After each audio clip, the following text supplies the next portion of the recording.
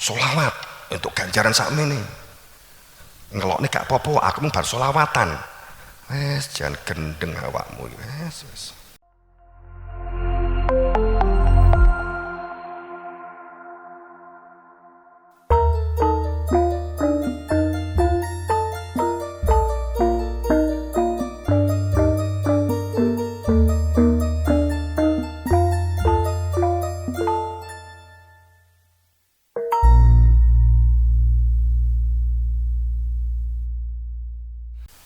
Bawang, Brambang, Lombok upama, tambah garam, banyak sebenarnya zat-zat. Jadi kita belajar biologi, saya nggak tahu sebetulnya kalau kita beli guyon ya, kita nggak tahu belajar biologi itu belajar apa toh jalino. Kan sekolah kan tahu sekolah kabeh tahu belajar biologi. Tapi aku cerita ngene lagi gak dong blas ya ta.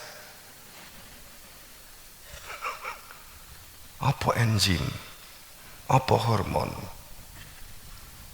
apa oksalat. Padahal biyen tahu belajar biologi, ya kan? Bahkan mungkin ada yang tahu untuk piala lomba biologi, ada toh? Tapi juga dong toh. Cara pembodohan yang hebat, sehingga kita terjajah di semua sisi. Siapa yang disalahkan? Kurikulum.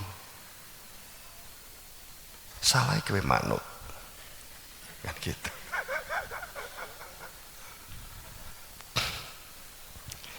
Dikasih penghargaan, akhirnya apa dampaknya? Kalau kamu membuat kurikulum sendiri, kurikulum Brambang, bawang, kandungan-kandungan zat yang berada di dalam komoditi, kita nggak akan pernah mau belajar karena itu tidak dilombakan, karena itu tidak diujikan,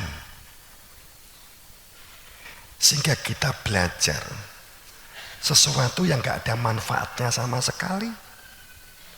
Manfaatnya hanya untuk mentereng, keren, hanya itu, keren, juara, mentereng, nganggo kopiah terus dikai dioper.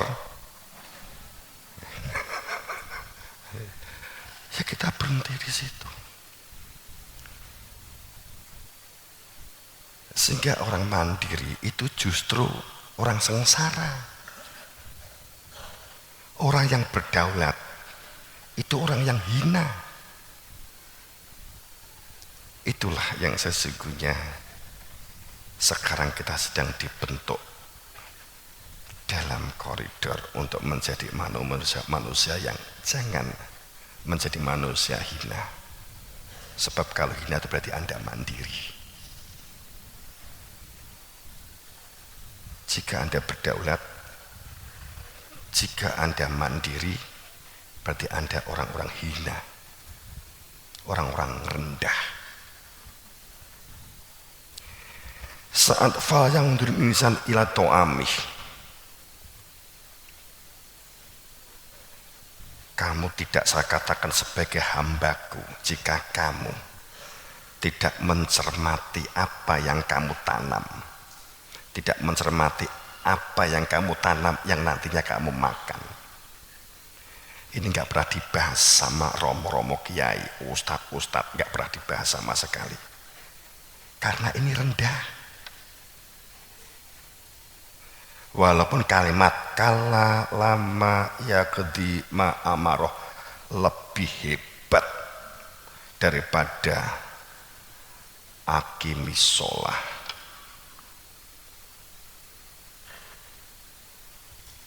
Tegakkan sholat. Akim komayakumu kiaman, akim itu maknanya adalah tegakkan sholat. Artinya orang yang sholat kita tegak gitu loh.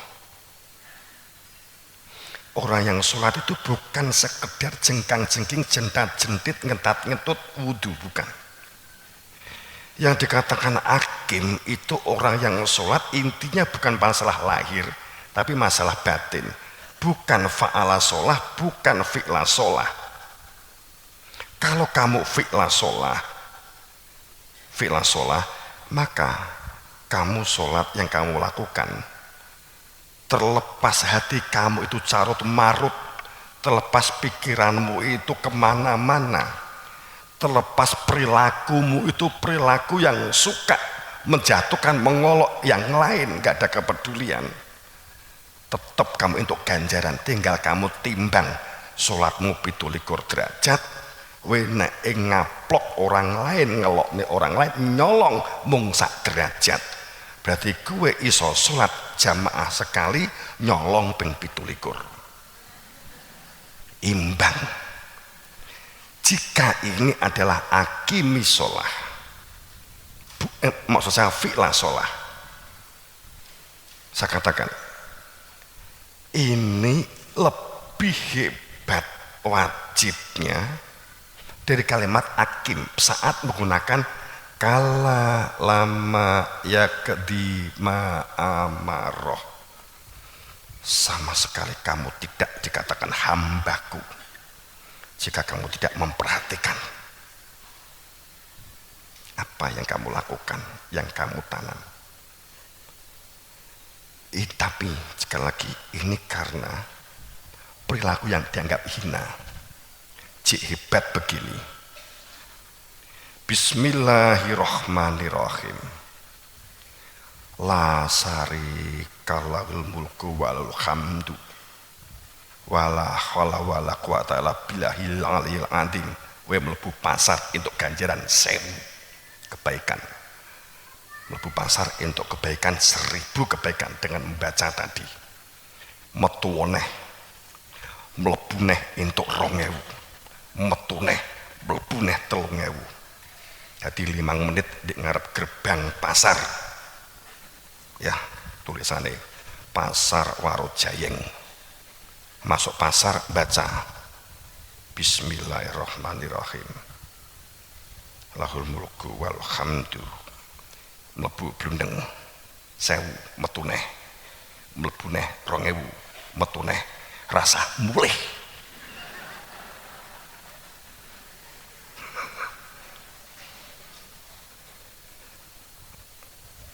Jadi ini mlebu 1000 metu neh 2000 terus mlebu nyolong gitu, nyopet ngono. Kok ditokne ndeh metu mlebu neh entuk 1000. Wis ki ganjarane akeh maca donga karo nyolong.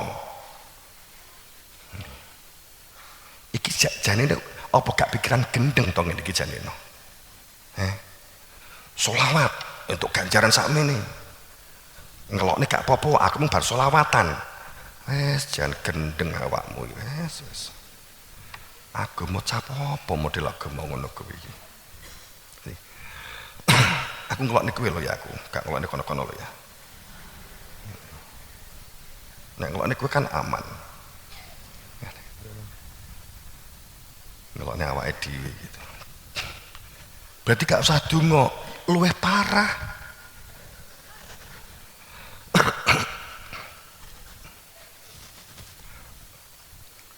Sing mbok karepe donga apa bismillahirrahmanirrahim Allahumma barik lana razaqna, sing mbok karepe donga kuwi apa? Kuwi apa? Kuwi dudu donga kuwi nyangkem kuwi. Ngawur. Kuwi dudu donga. Donga ki ngene lho, donga ki. Sing arepe mbok pangan jelas. Asale kok ngendi dhuwit iki hasil resik apa ora, panganane halal apa ora, reget apa ora panganane, reget lahir reget batin apa ora. Terus kowe sadar sing mbok pangan kuwi nugrahane pangeran, kowe sadar bahwa kowe iki kawulane pangeran. Terus kowe ngemplok bismillah, sadar bareng karo zat pangeran sing Ar-Rahman, nganti wujude Ar-Rahman ki sego ndik ngarepku iki diuncalne wilih ndik nggone lendet ndik sawah endut, kok kok iso tukul dadi sego ki Rahman Rahime mbok lebokne sego kuwi lewat tutuk kuwi jenenge Rahim Rahmane tukul dadi beras mbok selep kemudian mbok dang siap mbok pangan dadi Rahim mbok lebokne karo cangkem dadi Rahman Rahime nyatu Rahman tok keluwen kowe Rahim tok nyolongan kowe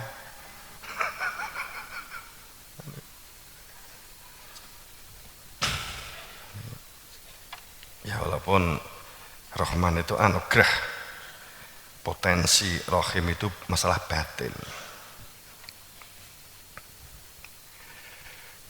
jadi kalau lama yaktima amarah sesuatu yang hina cik unggul cik hebat yang hanya bisa ngomong gak bisa berbuat itu justru yang sekarang ini di subyo-subyo dipuji-puji oleh kebanyakan manusia yang disebut dengan komunitas manusia diam jadi masyarakat bisu itu masyarakat yang gak mampu melihat konteksnya yang dilihat hanya kata indah digerong mengenyangkan saat padi langsung buat kalimat indah seandainya calon saya yang mendampingi saya bagaikan benih yang ditanam di tengah sawah tampak kotor tapi banyak dibutuhkan manusia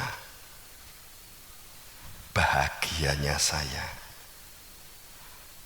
kemana pun akan saya ajak sebagai kekasih saya ya hanya mandek di kata indah gitu itu. Kita terjebak dengan narasi-narasi kata indah sudah dianggap cukup dalam kehidupan beragama.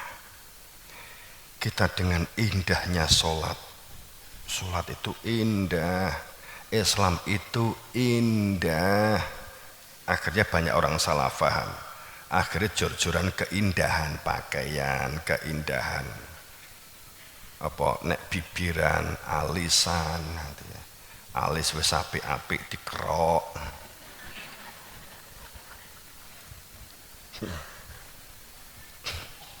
Wong alis wis apik-apik ya dikerok. Dikerok no. Bojo sampean ya ngono. Aneh kalau mau budal mantenan terus golek pulpen diurek-urek neh bingung saya tuh gak ada wong wedok itu dikerok gak usah budal manten golek areng ya bener ya areng piye lho dikerok basa resik terus diurek-urek neh nek arepe turu diresiki neh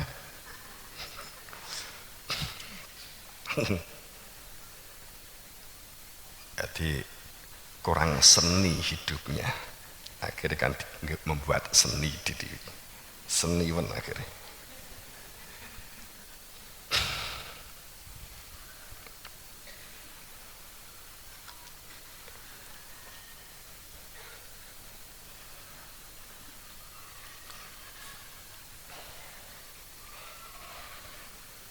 saat ja'ahak wa zaqal batil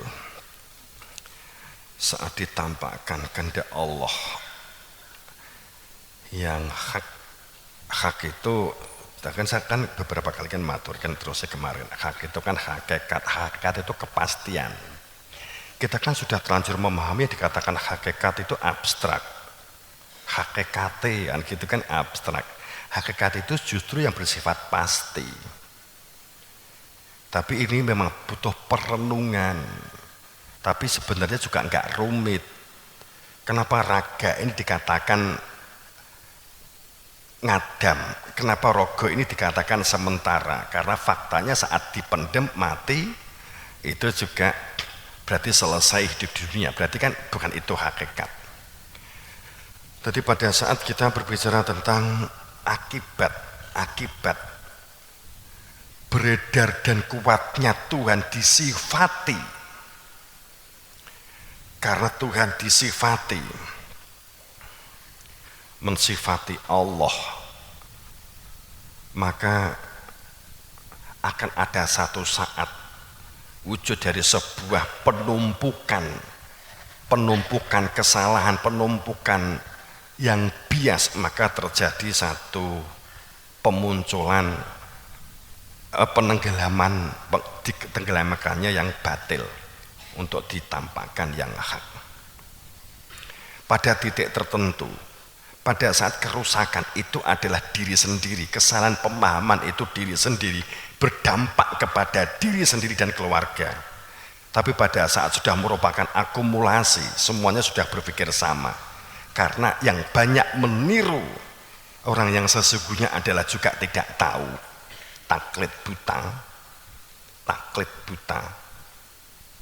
mengikut tapi sesungguhnya tidak tahu, yang diikut juga tidak tahu, maka akan terjadi sebuah akumulasi, dan itulah terjadi sebuah arah menuju sebuah azab carut marut.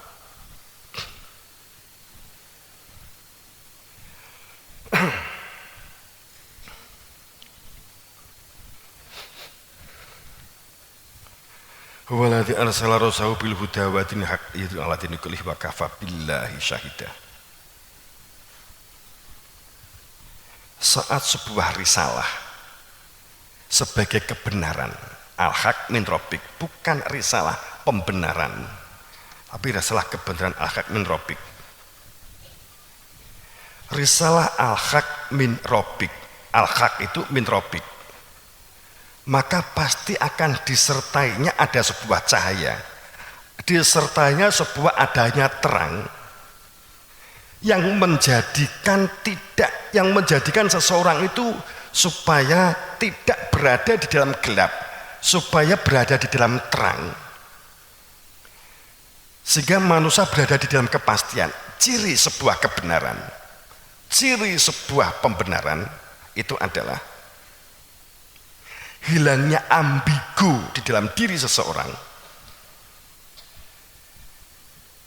hilangnya ketidakpastian di dalam diri seseorang, atau memunculkan kepastian. Ciri al-haq itu akan mengetahui kepastian dan tidak di dalam keraguan. La raiba fihi, tidak ada keraguan sedikit pun. Saat kita mengatakan berada di dalam iman, tapi kita masih ada keraguan, maka sesungguhnya itu adalah iman yang semu. Itu berarti iman yang pura-pura. Permasalahannya begini sekarang kalau kita mau detailkan. Saat seseorang itu apakah kita mantapkan, padahal itu jelas pembenaran, bahwa yang namanya huda atau terang, petunjuk dalam pengertian terang, petunjuk bukan tulisan. Namanya huda itu begini, yang menjadikan sebab kita membaca tulisan. Jika enggak ada cahaya, kita enggak bisa membaca tulisan itu. Kita enggak bisa membaca itu. Allahu la ilaha illa huwal hayyul qayyum la ta'khudhuhu sinatun wa la naum. Kita enggak akan bisa membaca itu jika tidak ada terang cahaya ini. Terang cahaya ini yang menjadikan kita bisa membaca itu karena huda. Huda ini adalah hudan ini adalah terang yang menjadikan kita bisa membaca. Tulisan yang menjadikan kita memperoleh petunjuk itu ayat apa? Petunjuk yang menjadikan kita mengetahui arah mana Warojayeng, mana Kediri, mana Surabaya, itu bukan huda, Itu ayat. Itu adalah al-ayah, itu tanda ayat yang menunjukkan arah ke Warojayeng, arah ke Surabaya, arah ke Kediri, arah ke Jakarta, arah ke Jogja. Itu bukan huda. Seseorang yang menjadikan sebab dia bisa menuju ke suatu tempat, ke akhirat, bukan hanya sekedar masalah kita bisa membaca tulisan, tapi kita juga memerlukan terang.